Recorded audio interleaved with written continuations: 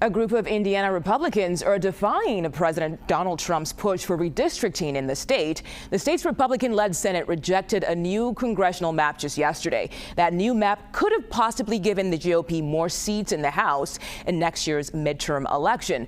President Trump discussed the results of the vote yesterday in the Oval Office.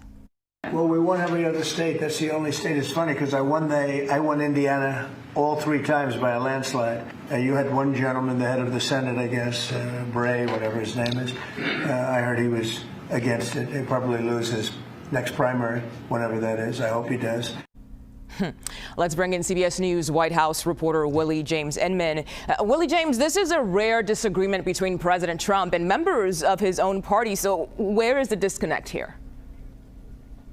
Yeah, it certainly is, Mugo, after the president kicked off that redistricting plan with Texas and other states followed, like California, for instance, and voters in that state voted essentially to allow the redistricting process to play out and to favor Democrats. But this plan has kicked off in several states across the country, Indiana the latest, but as you mentioned, is the first to essentially balk at President Trump's push to change the status quo. You see there on your screen, you have 2 Democratic districts and you have 7 Republican districts. Essentially, this would tilt the hat, so to speak, in the GOP's favor if it were to pass in the legislature there in Indiana. And the president, ahead of this vote, threatened to support primary challengers to Republicans who pushed back against this plan.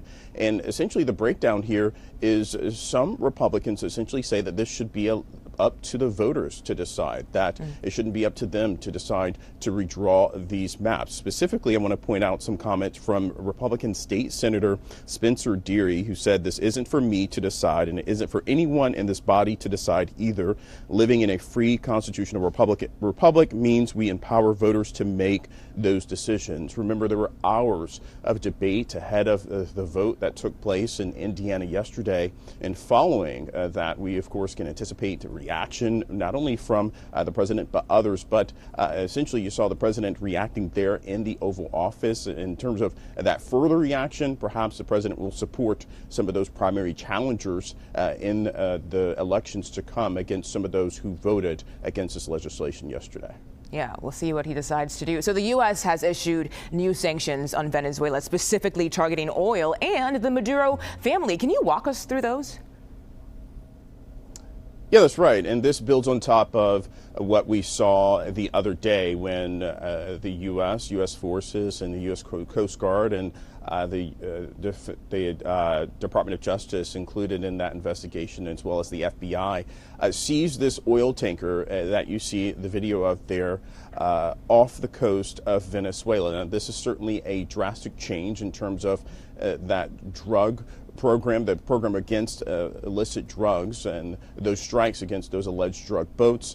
And now we, of course, know that the president has commented on this. He said that we will likely keep the oil. White House Press Secretary Caroline Leavitt, she said that this is going through the forfeiture process. But on top of that, you saw these sanctions announced yesterday against 3 of Nicolas Maduro's nephews, so targeting his family, and against a handful of other vessels.